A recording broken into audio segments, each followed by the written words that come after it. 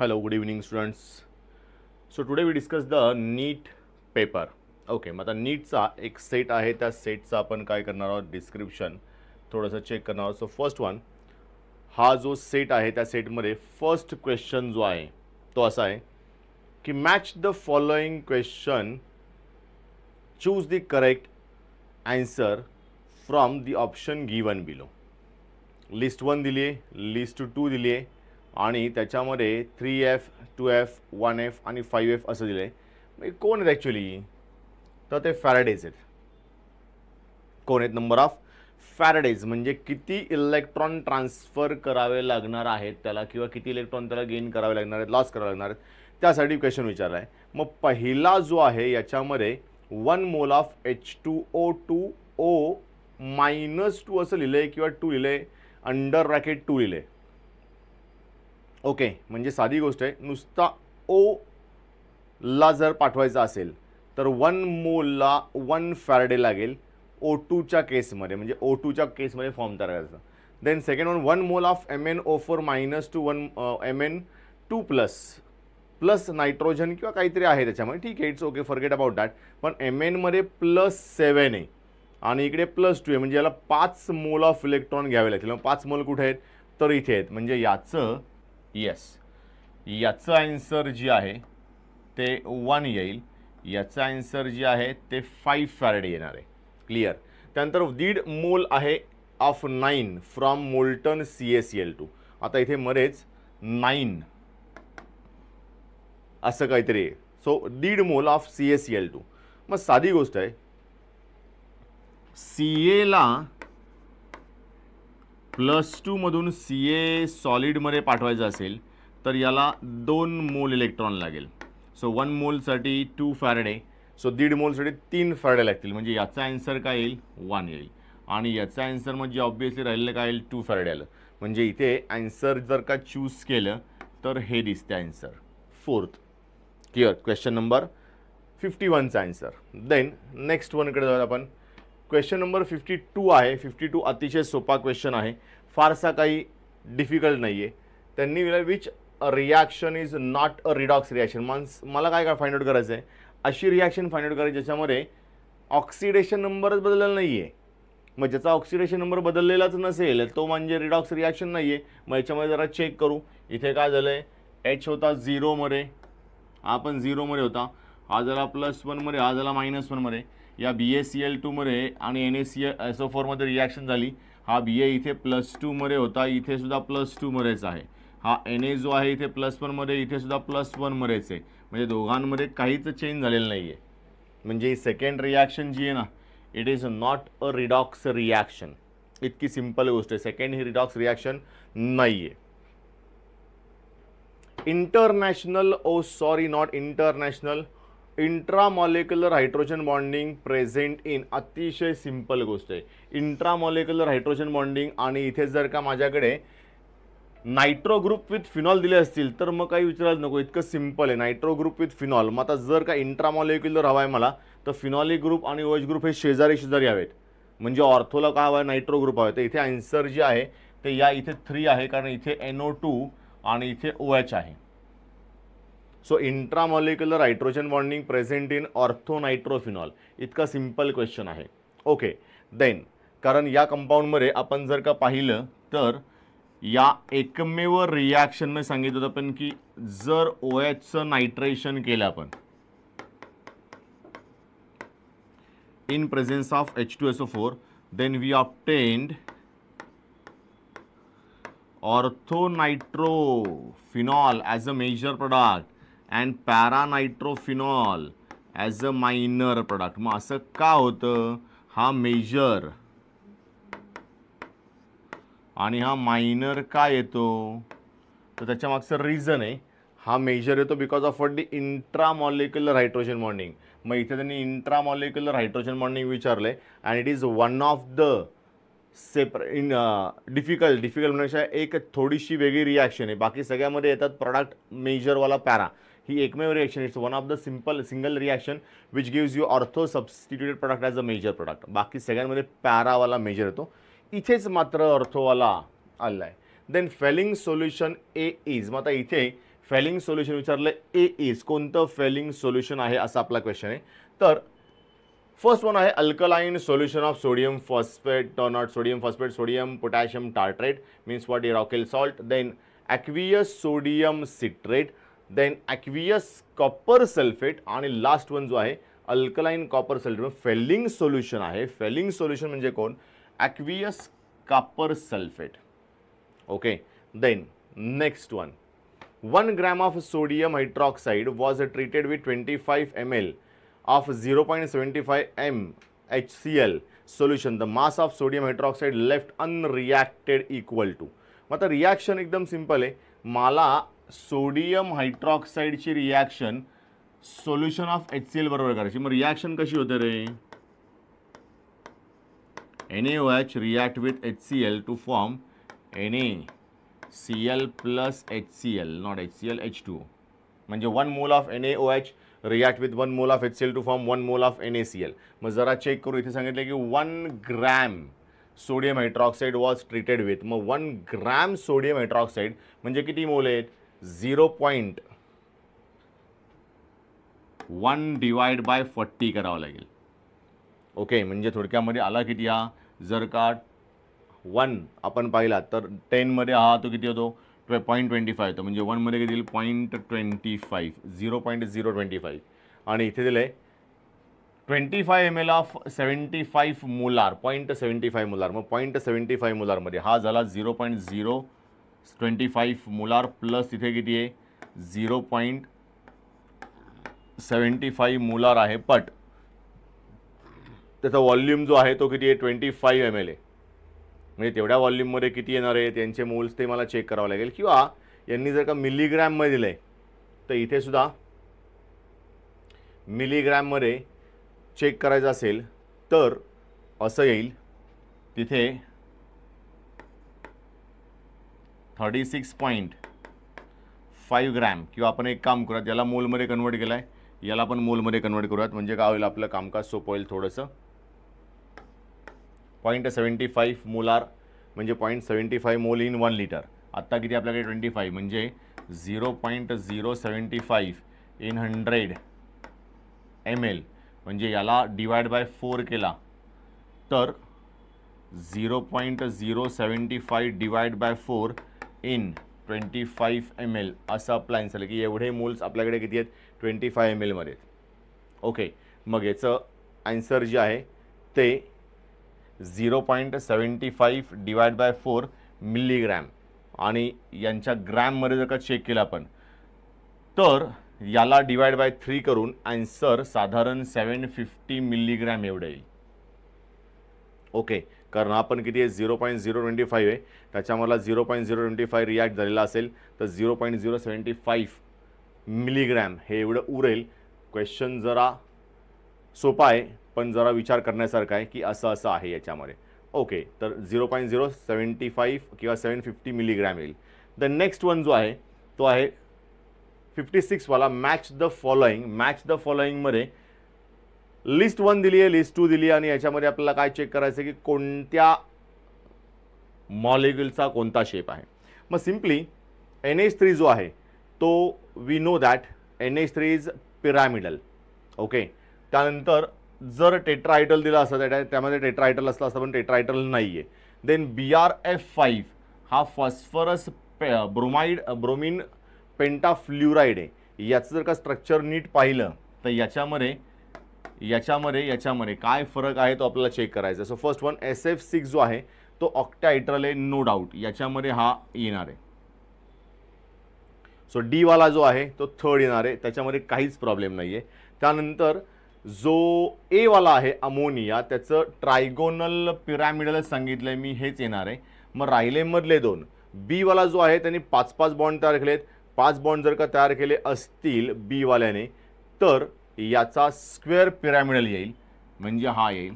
आणि XeF4 जो आहे त्याचा स्क्वेअर प्लेनर येईल.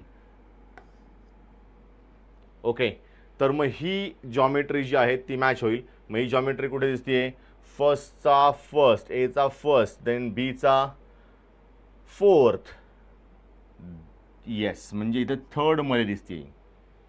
Okay, so it's what the third.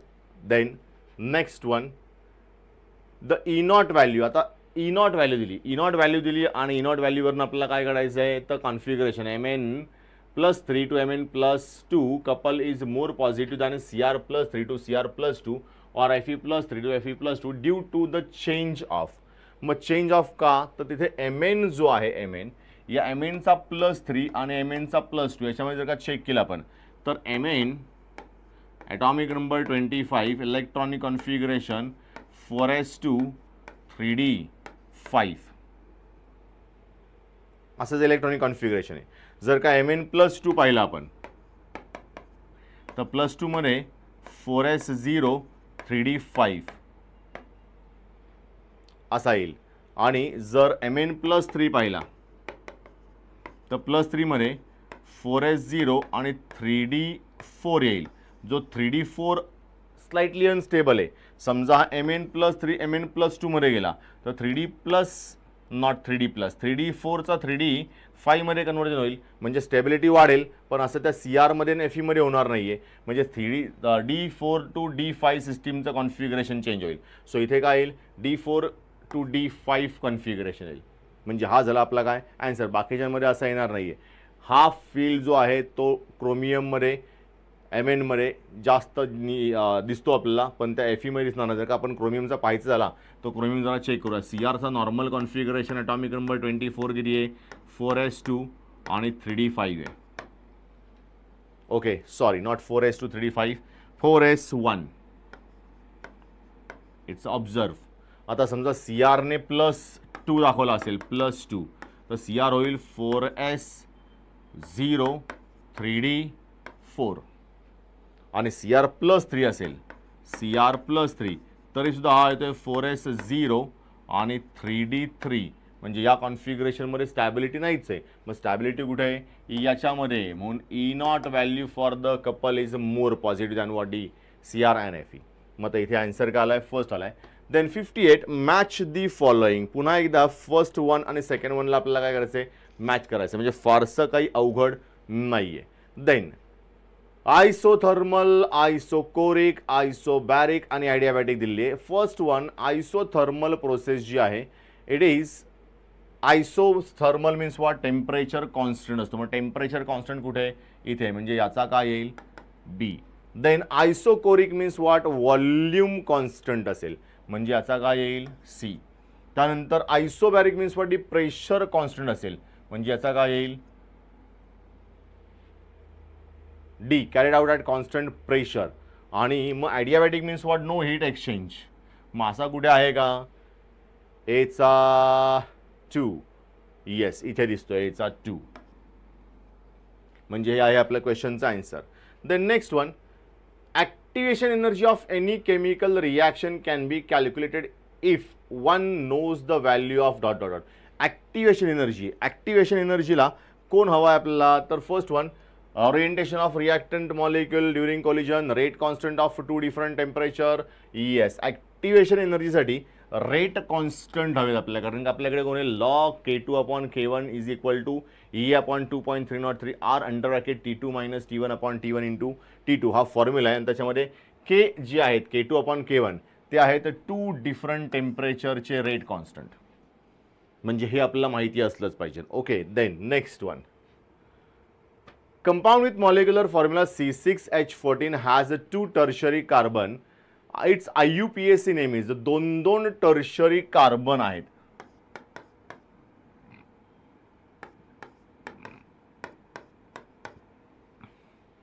So it's 2,3 dimethyl butane. हा एकमेव येऊ शकतो, याच्यापेक्षा वेगळं काही येऊ शकत नाही. सो इट्स 2,3 डायमिथाइल ब्युटेन, म्हणजे कोण येईल आन्सर 1. इतका सोपा क्वेश्चन आजपर्यंत नीटला कोणीच विचारलेलं नसेल. Spin only magnetic moment is the same for which of the following ions. मग आता कोणत्या आयन्ससाठी spin only magnetic moment correct आहे, that we have to find out. तर Ti+1 टिटॅनियम आहे, +3 आहे. +3 जर का असेल तर याच्याकडे किती अनपेड इलेक्ट्रॉन्स आहे टिटॅनियम, स्कँडियम, व्हॅनेडियम, टिटॅनियम, म्हणजे कोण 23 मधला गेला, म्हणजे इथे आला 4s0 3d2. ओके. त्यानंतर Mn+2 आहे. Mn+2 मध्ये Mn+2 25 2 गेले म्हणजे 4s0 3d5. Okay. Then Cr+2 म्हणजे 24 मधून 2 गेले, सॉरी इथे 0 3d4 राहिला शिल्लक. आणि E जो आहे तो आहे Sc+3. मग Sc+3 जो आहे त्याच्यामध्ये 21 आहे, 3 गेले, 4s पण 0 आहे आणि 3d पण 0 आहे. सो कोणासाठी quantum spin only magnetic moment जो आहे किंवा मोमेंट सेम असेल तर ती क्रोमियम आणि मँगेनीजसाठी असेल, कारण दोघंही +2च्या फॉर्मॅटमध्ये आहेत आणि दोघांच्या डीमध्ये नंबर ऑफ अनपेड इलेक्ट्रॉन जे आहेत ते बऱ्यापैकी सेम आहेत. Okay. So B and C only असेल, कारण सगळ्यांमध्ये तर इलेक्ट्रॉनिकचा नंबर वेगळा आहे, पण सी आणि डी बऱ्यापैकी क्लोज आहेत. ओके. सो नॉट सी आणि डी, बी आणि सी बऱ्यापैकी क्लोज आहेत. सो बी आणि सी येईल. Arrange the following elements in increasing order of their electronicity. यासारखा सगळ्यात लहान क्वेश्चन आजपर्यंत पाहिला नव्हता. सो कोण सगळ्यात जास्त इलेक्ट्रॉनिकिटी असतो? तो फ्ल्युरिन. After that oxygen. त्याच्यानंतर इकडे कोण आहेत? SiN. एन परत कसं काय आलाय? ठीक आहे. नायट्रोजन. देन राहिला कोण? कार्बन आणि सिलिकॉन. कार्बन आणि मग नायट्रोजन, म्हणजे फर्स्ट, सेकंड, थर्ड, फोर्थ आणि हा फिफ्थ असा आला पाहिजे. सो सगळ्यात जास्त इलेक्ट्रॉनिकेटिव्ह कोण आहे? फ्ल्युरिन. फ्ल्युरिन कुठे सगळ्यात जास्त इलेक्ट्रॉनिकेटिव्ह आहे? इथे एक दिसतोय सगळ्यात जास्त इलेक्ट्रॉनिकेटिव्ह. ओके. येस, आन्सर इथेच आलेलं आहे 3. Which one of the following alcohol react instantaneously with Lucas reagent. सगळ्यात जास्त कोण रिॲक्ट होईल? फर्स्ट, सेकंड, थर्ड आणि फोर्थ असेल, but actually it's what primary, secondary, tertiary and quaternary असं असेल. तर which one react most fastly, तर जर का विचारलं त्यांनी ते पण लुकास रिएजंट बरोबर. So obviously tertiary react instantaneously with what Lucas reagent. So tertiary means what? इथे 3 मध्ये दिलं आहे. टर्शरी आहे का कोण आहे आत्ता माहीत नाही, but actually it's what? Tertiary. इथे आन्सर दिलेलं नाही आहे. ते आन्सर काय आहेत? 1 2 3 4 फक्त लिहिलं आहे. बघूयात आपण ते काय आहेत. पण मी सांगितल्याप्रमाणे प्रायमरी, सेकंडरी आणि टर्शरीमधला tertiary most easily react with what Lucas reagent. Okay. So हा असेल आपला answer. Then 65. Given below are 2 statements. Then statement 1 दिलाय, both CONH36+3 and COF6+3 are octahedral complex but differ in their magnetic behavior. Then statement 2 दिलाय, NH36+3 is diamagnetic whereas COF36 is paramagnetic.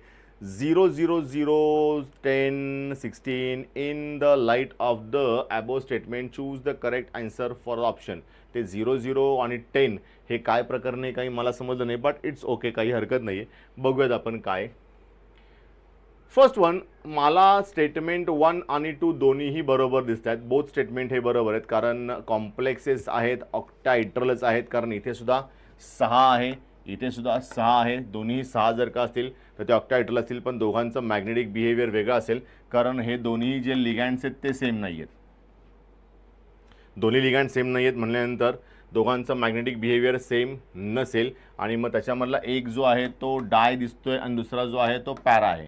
म्हणजे statement दोन्ही काय आहेत? बरोबर आहेत. दोन्ही statement काय आहेत? बरोबर आहेत. मग जर का चेक केलं तर 64चं आन्सर जे आहे ते दोन्ही statement both statements are what the true असं दिसतंय. म्हणजे इथे बोथ स्टेटमेंट ऑफ ट्रू कशामध्ये?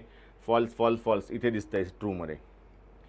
Then next one, given below the boiling point of hydride of group 16 elements. सगळ्यात जास्त बॉइलिंग पॉईंट कोणाचा आहे? याचा आहे. देन याचा, देन याचा, देन याचाच दिलाय.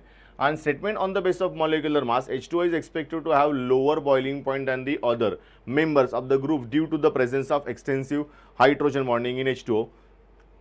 It has boiling point in the light of the above statements. Okay, पुन्हा एकदा in the light of the above statements आलाय. Choose the correct answer from the option given below. बरं ठीक आहे, बघूयात. मग स्टेटमेंट 1 इथे दिलंय, स्टेटमेंट दिलेलं आहे, तर हे वरचं स्टेटमेंट जे आहे ते चुकीचं आहे. का? कारण सगळ्यात जास्त बॉइलिंग पॉईंट H2Oचा आहे आणि बाकीच्या अरेंज केलं जे आहे ते बरोबर दिसतंय एकंदरीत तरी. Okay, so both the statements are true असं दिसतंय, कारण on the base of molecular mass याचा मॉलिक्युलर मास सगळ्यात जास्त आहे आणि मग मॉलिक्युलर मास कमी आहेत, म्हणजे both the statements 1 and 2 are true. याच्या अलीकडचा पण सेम स्टेटमेंटवाला होता, आत्ताचाही सेम आहे. Very good. Match the list 1 with list 2. Again we have what the shape आणि MT, MS, L and N means what the quantum मेकॅनिक्सवर डिपेंड हा क्वेश्चन आहे. याच्यामध्ये विचारला आहे काय तर spin quantum number, magnetic quantum number, त्यानंतर ॲझिमिथल क्वांटम नंबर यांच्या रिलेशनबद्दल विचारलं आहे. सो 66 वाला क्वेश्चन आहे आणि याच्यामध्ये फर्स्ट वनचा ऑप्शन जे आहे MT stand for orientation means what ऑर्बिटलचं ओरिएंटेशन. देन हा जो MS आहे, MS spin quantum number, yes spin of electron. मग स्पिन ऑफ इलेक्ट्रॉन फक्त डी मध्ये दिला आहे, orientation of spin of electron. Then L जो आहे it gives information about shape of orbital, म्हणजे याचं शेप ऑफ ऑर्बिटल इथे आहे. आणि डी जो आहे it's what principal quantum number gives what the size of orbital. Size shape हा महत्त्वाचा आहे, म्हणजे सब शेल त्यानंतर मेन शेल. मग असं कुठे आहे का जरा चेक करूयात. 3 4 2 1 2 3 4 1 2 3 4 2 1 आहे, 3 4 1 2 आहे, D. Okay, so it's what the D option. The reagent with which glucose does not react to correspond test or product are. मग Tollens shifts HCN, Na, NH2OH and NaHSO3. मग याचे कोणता रिॲक्ट होत नाही तर टोलेन्स रिएजंट जो आहे तो रिॲक्ट होत नाही. ओके, ए आणि ए हा रिॲक्ट होत नाही. या ए बरोबर अजून एक महत्त्वाची गोष्ट असली पाहिजे की फर्स्ट वन नाही, टोलेन्स ग्लुकोज आहे ना, ग्लुकोज आहे म्हणल्यानंतर टोलेन्स नाही, HCN बरोबर रिॲक्ट होणार नाही आणि NaHSO3 बरोबर, कारण हा ॲडिशन रिॲक्शन दाखवणार नाही. म्हणजे कोण? बी आणि नॉट बी. HCN बरोबर पण रिॲक्ट होतोय, HCN आहे, शिफ आहे. So it gives B and E means what the Schiff and NaHSO4. So B and E, yes B and E, shift पण आहे इथे. Then next one again we have list आणि त्या लिस्टला arrange करायचं आहे. लिस्टला arrange करून त्याच्यामध्ये कोणते कोणते आन्सर्स आहेत ते चेक करायचं. इथेन डबल बॉन्ड आणि सिंगल बॉन्ड बदलले. ओके, इथेनमध्ये काय सांगितलं? Ethane means what only sigma bond, 1 sigma bond. कशामध्ये दिलं आहे, काय दिलं आहे? काही दिलेलं नाही आहे, फक्त दिली 1 sigma bond 1 pi bond. 1 sigma bond 1 pi bond कसं का असेल? ठीक आहे, तरी पण आपण चेक करूयात, काही हरकत नाही आहे, आपल्याला काही प्रॉब्लेम नाही आहे. So first one ethane 1 sigma bond 2 pi bond. Ethane काय दिलं आहे? कार्बन मॉलिक्यूल बरं, आणि इथाईन मॉलिक्यूल. इथाईनमध्ये 1 सिग्मा आणि 2 पाय आहेत. ठीक आहे, फक्त इथेन जर का आहे then it contain only sigma bond. 1 sigma bond घेऊ आपण, म्हणजे याचा कोण असेल? Third. इथेनमध्ये 1 sigma 1 pi bond, 1 sigma 1 pi bond.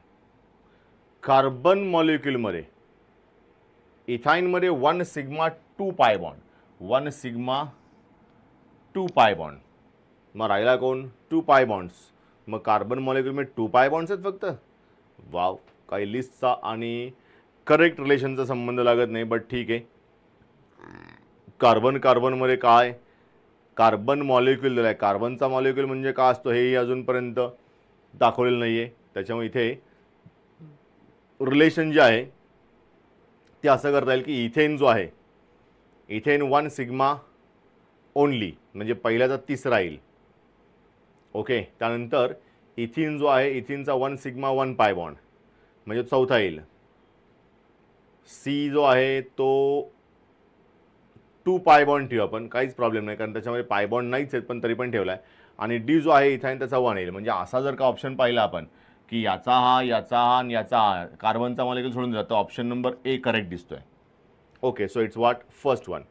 Then among the group 16 element which does not shows +2 oxidation state, आणि इथे TeV काय आहे माहीत नाही, पोलोनियम, ऑक्सिजन आणि कोण SeV असा काहीतरी आलेला आहे, बट इट्स ओके. आपण समजून घेऊयात की हा टेल्युरियम आहे, हा पोलोनियम आहे, हा ऑक्सिजन आहे आणि हा जो आहे ते सेलेनियम आहे. मग आता याच्यामध्ये कोणता ग्रुप किंवा कोणता कंपाऊंड आपल्याला पाहायचा आहे, तर polonium never shows -2 oxidation state, कारण तो मेटल आहे. बाकी सगळे जे आहेत ते +2, +4, +6, समटाईम -2 दाखवतील, पण पोलोनियम दाखवणार नाही कारण तो सगळ्यात शेवटचा एलिमेंट आहे. The next one, for the reaction 2AuB okay plus Kc is equal to, question काहीतरी गडबडलेलं दिसतो इथे, Kc is equal to 4 × 10⁻³ at a given time the composition of the reaction mixture is A is equal to B is equal to C is equal to 2 × 10⁻³ molar, which of the following is correct. इतकं विचित्र असं question आहे की त्याच्यामधला कोणता correct आहे यासाठी हे रिलेशन नीट दिलं नाहीये. ओके ठीक आहे, हरकत नाही. याचा 2 × 10⁻³ आहे. ऑप्शन फर्स्ट आहे reaction has tendency to go in backward direction, कारण Kc जर का पाहिला मी तर A is equal to B is equal to C twice A × B plus C, म्हणजे A twice A forms B plus C असा असेल, twice A forms B plus C, twice A means what, almost दोघे इक्विलिब्रियममध्ये आहेत. 2 × 2 4 and 10⁻³ reaction has go to completion in forward direction, reaction is at equilibrium and reaction has tendency to go in forward direction. नाही, जर का या दोघांचेही constant, सगळ्यांचे constant same आहेत तर याचाच किती येतो आन्सर, 4 × 10⁻³ येतोय, प्लस Kc पण तेवढाच आहे. म्हणल्यानंतर रिॲक्शन जी आहे, reaction has tendency to go in backward direction, कारण दोघांचे ऑलमोस्ट इक्वल येत आहेत आणि तो उलटा Kc लहान पडतोय, म्हणजे रिॲक्शन बॅकवर्ड डायरेक्शनला जाईल. Which plot in the ln k versus 1/t constant with Arrhenius equation. मग याच्यामधलं 1/t is consistent with Arrhenius equation असा क्वेश्चन विचारलाय. इतका सिंपल इक्वेशन आहे. कोणता ग्राफ आहे तर ln k हा या एकाच लाईनमध्ये दिसतोय असा, आणि इथे येऊन तो थांबलाय आणि इथे कन्सिस्टन्सली कमी होत चाललाय, म्हणजे हा एकमेव आन्सर येऊ शकतो. इट्स 42. म्हणजे या अरेनियसच्या इक्वेशनमध्ये या ग्राफला आपण प्लॉट केला आहे ln k upon not upon versus 1/t. Okay, then next one, even each of the following reaction or equilibria Kp is equal to Kc not, Kp and Kc are not equal. So आपल्याकडे relation आहे Kp is equal to Kc × RT⁻⁴n, आणि सगळं कशावर depend आहे, या delta N वर. याची value जर का 0 आली तर Kc is equal to Kp. मग कोणत्या इक्वेशनमध्ये Kc is equal to Kp नाही आहे, that we have to find out. मग इक्वेशनमध्ये हा CO H2O फॉर्म CO2 आणि H2 असं दिलं आहे.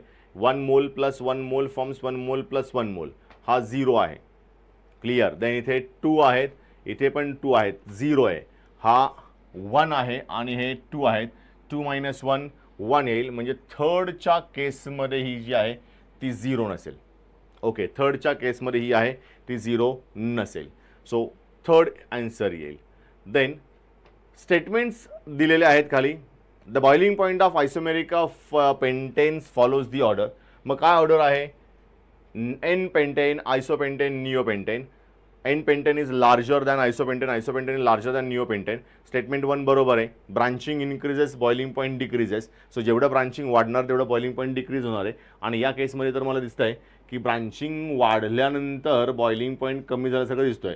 स्टेटमेंट 2 दिलं आहे, when branching increases the molecule attains shape of sphere, this result in smaller surface area for contact due to which intermolecular forces between two spherical molecules are weak and thereby boiling points weak.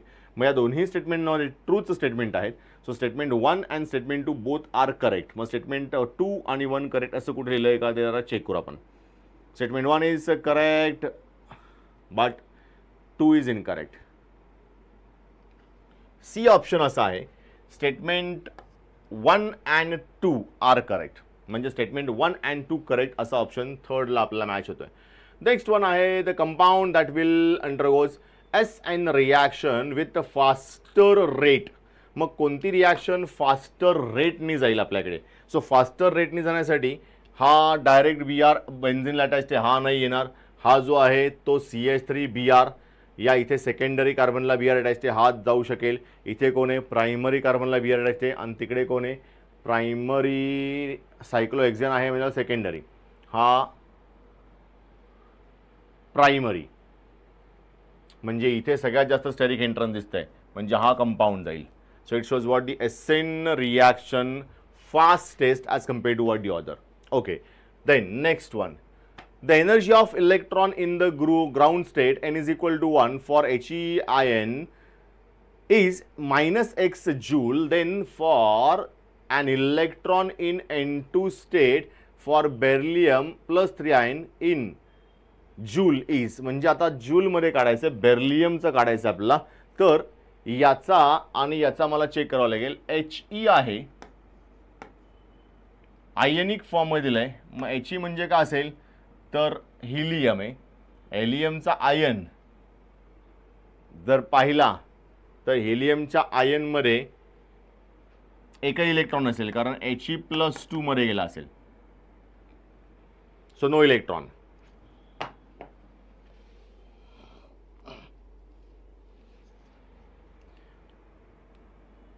He+2 आणि beryllium जो आहे +3 मध्ये जर का असेल तर याच्यामध्ये beryllium content 1 electron, पण हा 1 इलेक्ट्रॉन असेल फर्स्ट सबशेलमध्ये. n इज इक्वल टू 2 दिलाय त्यांनी, म्हणजे nच्या 2 मध्ये सेकंड शेलमध्ये एक इलेक्ट्रॉन नाही आहे, म्हणजे जेवढी याची एनर्जी आहे तेवढी त्याची एनर्जी असेल. मग त्याची आणि याची सेम कुठे आहे? इथे आहे. So it's what the x minus x joule. In which of the following process entropy increases? A liquid evaporates to vapor.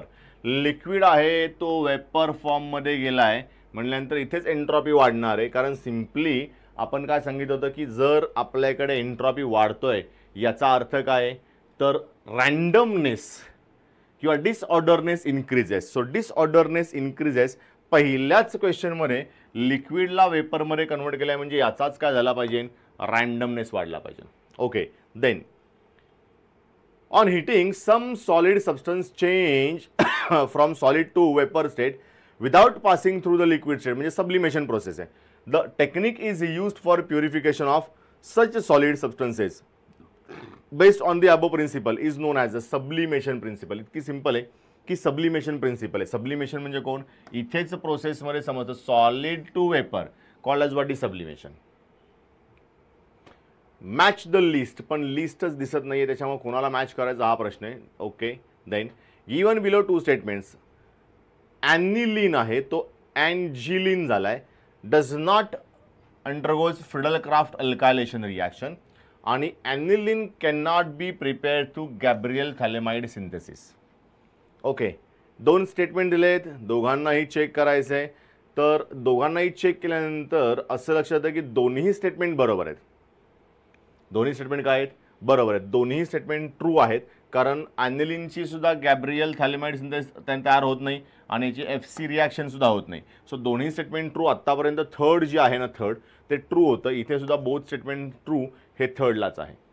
Okay, then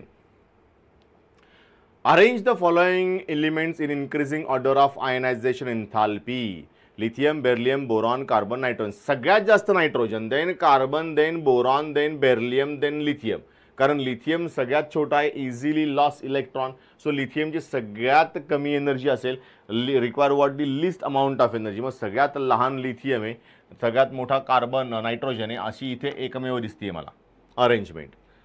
then next one, the highest number of helium atoms in. इतका फालतू question दिलाय. हिलियमचा atomic mass सगळ्यांना माहिती आहे. हिलियमच्या atomic मासवरून आपण इरी काढू शकतो की ते 4 ग्रॅम आहे, म्हणजे किती? 1 मोल. इथे 2.27 लिटर आहे, म्हणजे किती? 0.1 मोल.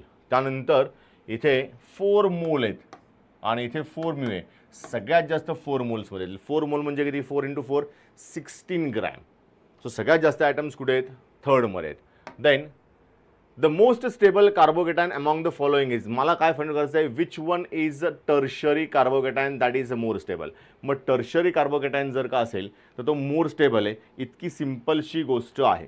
मग आता इथे मला हा प्रायमरी दिसतोय, हा टर्शरी दिसतोय, पण हा रिंगमध्ये आहे, तो सेकंडरी दिसतोय, आणि हा जो आहे तो सेकंडरी दिसतोय. आणि दुसरी महत्त्वाची गोष्ट, इथे याच्याकडे 2 CH3 आहेत, इकडे हा CH3 आहे. म्हणजे याच्यामध्ये सेकंडरी टर्शरी, एक टर्शरी आहे पण तो सायक्लिकवाला आहे. द मोस्ट स्टेबल कार्बोकॅटायन जो आहे तो. मग दुसरा कोणताच नाही आहे, एकमेव टर्शरी इथे दिसतोय तो म्हणजे 2 वालाच आहे. Okay, so it is what 2. मग टर्शरी कार्बोकॅटायन एकच आहे म्हणून तोच आला. Next one, the Henry's law constant KH value for 3 gases A, B and C in water are 142, 2 into 10⁻⁵ and 35 kilobar respectively. The solubility of the gases in water follows the order. मग कोणती order follow करतील आपल्याकडे, तर सगळ्यात जास्त कोण आहे व्हॅल्यूमध्ये 2 into 10⁻⁵ कमीवाला आहे तो, त्यानंतर 145 वाला आणि 35 किलोबारवाला. 145 देन 35 केल्विन पर बारवाला म्हणजे बारवाला.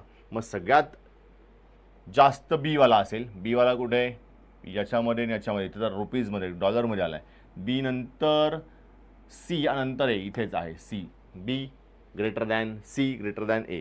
म्हणजे सगळ्यात कमी जो आहे तो 145 केल्विन पर बारवाला जो आहे तो, सगळ्यात व्हॅल्यू जास्त तेवढी त्याची डिसोसिएशन कमी. Compound X contain 32% of A, 20% of B are and असं आहे की काही B. Remaining percentage of carbon. Okay, उरलेले पर्सेंटेज कार्बनचे आहेत.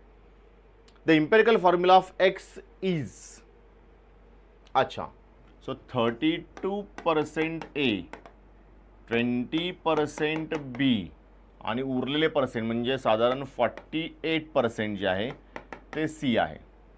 आणि यांचा मॉलिक्युलर मास दिलेला आहे, गिवन ॲटॉमिक वेट. एचा किती आहे 64, म्हणजे याला डिवाइड बाय 64 करायचं. बीला किती करायचं 40 करायचं. याला किती करायचं, कार्बनचा यू दिलाय 32, अच्छा C दिलाय 32, सो ती 32 आहे.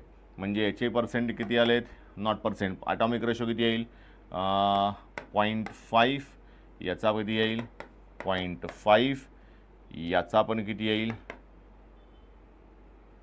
32 आहे 1.5. म्हणजे सगळ्यात लहान हेच आहेत. म्हणजे हा आला 1, हा 1, हा आला 3. सो ABC3, ABC3, ABC3 इथे आहे. ओके, सो याचं आन्सर आलं ABC3. Then next one, the product A and B obtained from the following reaction respectively are. मग प्रोडक्ट A आणि B यासाठी काय रिॲक्शन आहे हेच समजत नाहीये.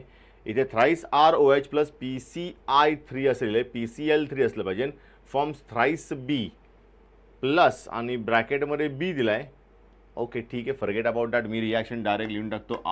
ROH react with PCl3 forms thrice RCl plus H3PO3. Okay, so he reaction आहे. आणि दुसरी दिलेली रिॲक्शन जी आहे ती राईट हॅरो काय काय तरी मिक्स आहे. दुसरी एक रिॲक्शन अशी पण असते आपल्याकडे, ROH plus PCl5 forms RCl plus H3 not H3 HCl plus POCl3. ही सुद्धा एक रिॲक्शन आहे. पण आत्ता माझ्याकडे रिॲक्शन जी आहे ती रिॲक्शन B आणि A by the product A and B are obtained in the reaction. मग इथे तर सगळेच रिॲक्शन जी आहे ती काही क्लिअर दिसत नाही, त्याच्यामुळे आपल्याला एक्झॅक्ट लक्षात येत नाही आहे की A आणि B कोण असेल. तर याच्यामध्ये मला B इथे दिसतोय आणि इथे A दिसतोय. बट A जर का पाहायला गेलं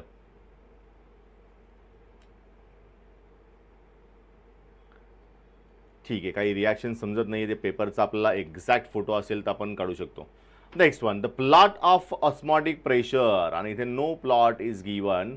ठीक आहे, काय हरकत नाही आहे. बघा, plot of osmotic pressure versus concentration for the solution given a straight line with slope 25.73. The temperature at which the osmotic pressure is done is given as R is equal to 0.083 दिलेला आहे. म्हणजे मला काय करावं लागेल, याचं temperature काढावं लागेल. मग टेम्परेचर काढण्यासाठी आपल्याला जर का चेक केला तर प्रेशर स्ट्रेट लाईन के आहे, म्हणजे रूम टेम्परेचर साधारण झालं असेल, रूम टेम्परेचर थोडंसं जास्त झालं असेल. ठीक आहे, याचं साधारण आन्सर अप्रॉक्सिमेट सांगतो, इट्स व्हॉट डी सी येईल, कारण याच्यामध्ये बाकीचे आन्सर जे आहेत ते मॅच होत नाही आहेत.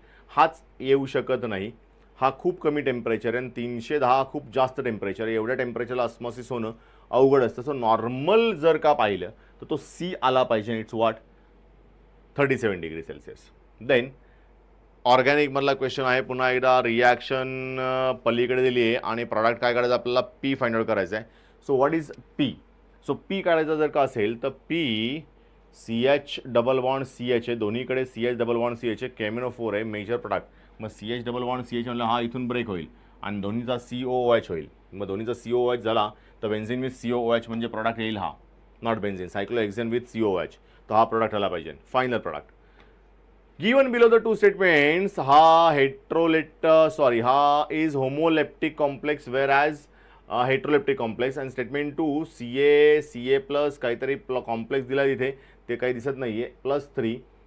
हा जो आहे तो +3 मध्ये has only one kind of ligand, but CONH3 4 Cl2 plus has more than one kind of ligand. मग बरोबर आहे, इथे दोन वेगवेगळे लिगँड्स आहेत, हेट्रोलेप्टिक होमोलेप्टिक, तोही बरोबर आहे. म्हणजे both statements are what is true, म्हणजे हा ऑप्शन होता.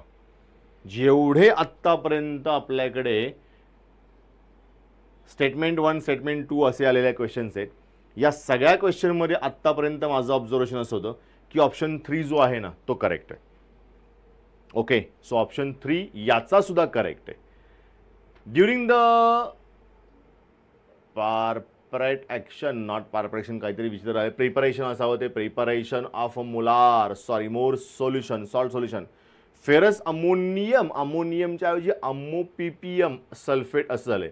जर का असे जर क्वेश्चनमध्ये प्रिंटिंग मिस्टेक असतील खरंच ओरिजिनल पेपरमध्ये तर त्याचे मार्क्स तुम्हाला आरामशीर मिळू शकतात. Which of the following acid is ...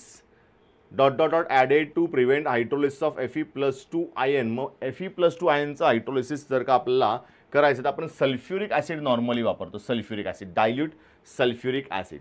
okay, so it's what is dilute sulphuric acid. Then identify the correctest answer. पण आन्सर काढण्यासाठी काय, जे dipole moment of NH3 is greater than NH3. Okay, dipole moment बद्दलचा question आहे, dipole moment बद्दल विचारले की कोणाची काय आहे. Then 3 canonical forms can be drawn for CO2 - ion. 3 resonance structure can be drawn for ozone आणि BF3 has non polar dipole moment. मग याच्यामध्ये कोणतं करेक्ट आहे? इथे मला ओझोनवाला करेक्ट दिसतोय, कारण ओझोनचे 3 स्ट्रक्चर आपण ड्रॉ करतो, निगेटिव्ह या साईडला, निगेटिव्ह या साईडला आणि मध्ये एकदा, म्हणजे इथे किती येईल 3. देन given below are certain cations, quantitative analysis arrange them in increasing group members from 0 to 5, not 5, 6. अच्छा, A आहे ॲल्युमिनियम +3, म्हणजे A तिथे लिहिला आहे पण तो A इकडे की ॲल्युमिनियम आहे +3. देन नेक्स्ट वन आहे Cu+2, Ba+2, CO+2 आणि Mg+2 आणि अरेंज काय करायचं आहे मला, ABCD अरेंज करायचं आहे. ओके, सो Cu+2 हा सगळ्यात आधी येईल पहिल्या ग्रुपसाठी, देन ॲल्युमिनियम येईल, देन कोबाल्ट येईल, देन बॅरियम येईल आणि मग मॅग्नेशियम येईल. मग असा कुठे ऑप्शन आहे का जरा चेक करा. फर्स्ट वन ऑप्शन मी काय सांगितला, बी इथे आहे, डी मध्ये आहे. त्यानंतर दुसरा ऑप्शन मी ॲल्युमिनियम सांगितला, तिथे ए, म्हणजे हे आन्सर येईल. Okay, so it's what is C. The next one, identify the major product C formed in the following reaction sequence. बरं, कोणती रिॲक्शन आहे? पहिला NaCN, then OH partial hydrolysis, then NaOH-Br2 major product.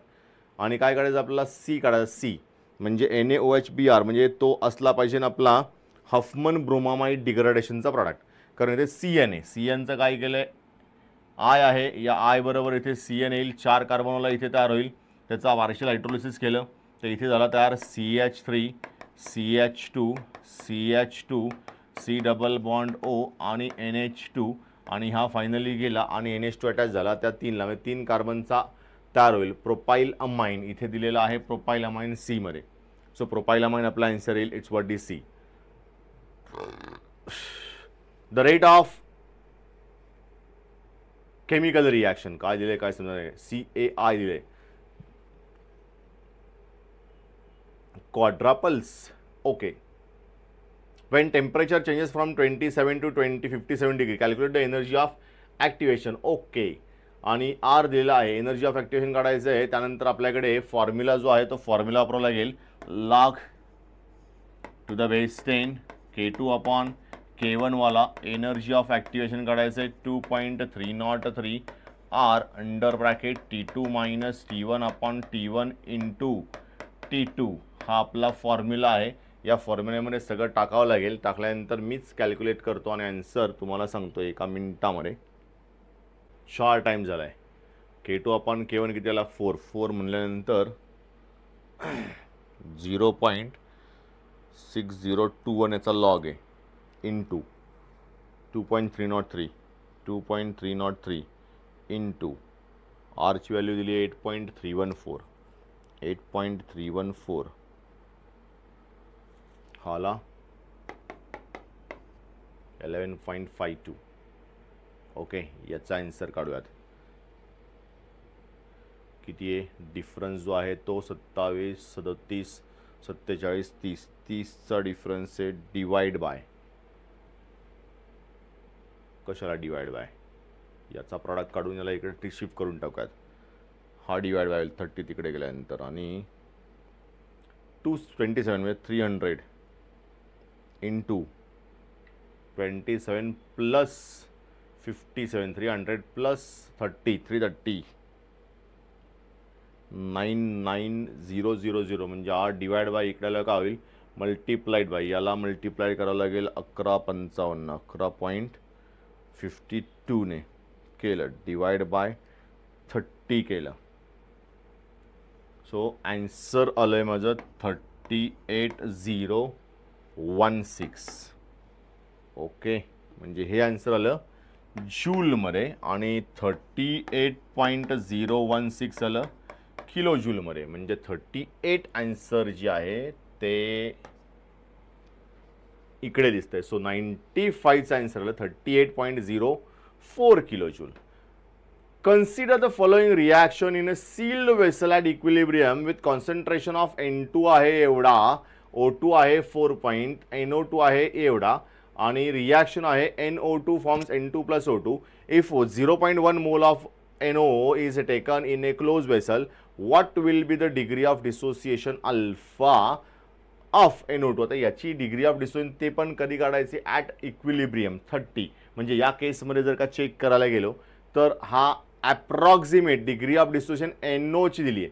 NO म्हणजे आहे ही equilibrium दिली, इतकी कमी दिली आहे 0.1 मोल, म्हणजे सगळ्यात कमी असेल त्याच्या इक्विलिब्रियमची व्हॅल्यू. आणि मग इथे ऑलमोस्ट हा आन्सर आला पाहिजे, कारण या सगळ्यामध्ये आन्सर हा मोठा दिसतोय मला बऱ्यापैकी 0.8889. सो डिग्री ऑफ डिसोसिएशन जी आहे या NO ची एवढी असली पाहिजे, साधारण हा फर्स्ट येईल approximate answer. Okay, then 96. The work done during the reversible isothermal expansion of 1 mole of gas, hydrogen gas at 25 degrees Celsius from pressure 20 atmosphere to 10 atmosphere इतका सिंपल आहे. आइसोथर्मल रिव्हर्सल एक्सपान्शन म्हणजे Wmax is equal to -2.303. N किती आहे N1 मोल आहे, R किती आहे 2 आहे, टेम्परेचर किती आहे 25 म्हणजे 298 केल्विन होईल into log to the base 10 P1 upon P2 असतो. मग P1 upon P2 initial pressure किती आहे, फायनल प्रेशर आणि इनिशियल प्रेशर एक्सपान्शन झालं आहे 20 डिवाइड बाय 10 ला. ओके, म्हणजे इथे आन्सर किती आलं 2, म्हणजे याचा किती आला 0.3010. मग 1 ला ठेवला बाजूला, या सगळ्यांचं मल्टिप्लिकेशन करायचं आहे. ठीक आहे, म्हणजे इथे ॲप्रॉक्सिमेट आन्सर काढून टाकू लगेच आपण. 2.303 2.303 इंटू 2 इंटू 298 इंटू 0.301 413 असं माझं ॲन्सर आलेलं आहे. मायनसमध्ये येईल म्हणजे 413.14. अरे इतकं सिम्पल क्वेश्चनचं ॲन्सर आहे. या सगळ्यांमध्ये एकच मायनस ॲन्सर दिलं आहे. That's what last one. म्हणजे इतकं सिम्पल एक कॅल्क्युलेशन करायची पण गरज नव्हती मला. ते लगेच इथे एक्सपान्शन पाहिल्या ॲन्सर मिळाला असतं. It's what the minus answer. Very good. म्हणजे इतका छोटासा क्वेश्चन होता. The mass in grams of copper deposited by passing 9.64 in a ampere current through voltmeter containing copper sulfate solution for 100 second. अतिशय simple गोष्ट होती. मला काय करायचं, mass of copper. Mass of कॉपरमध्ये काय करतो आपण, IT upon 96500 into molar ratio into molar mass. मग इथे किती येईल, आय दिलाय किती 9.6487 इंटू टाइम किती दिलाय 100.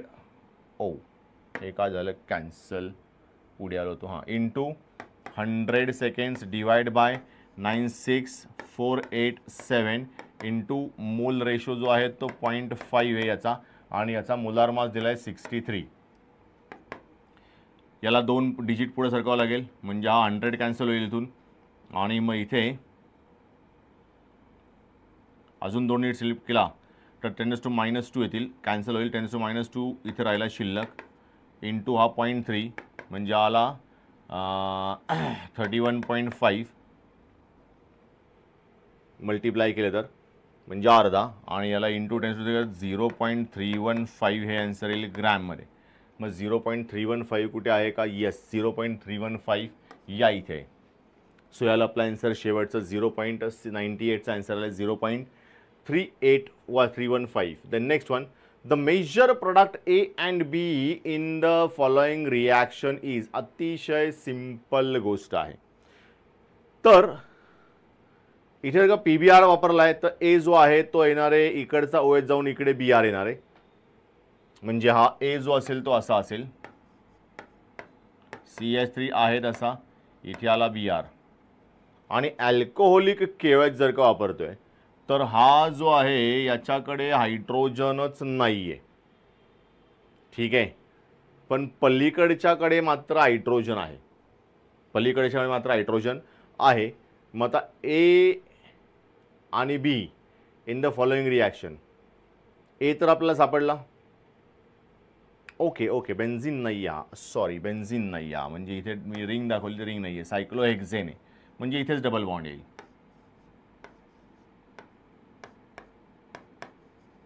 हा आला पाहिजे कारण इकडचा हायड्रोजन जाईल, म्हणजे डबल बॉन्ड नाही आहे. सो असा कुठे आहे का जरा चेक करू.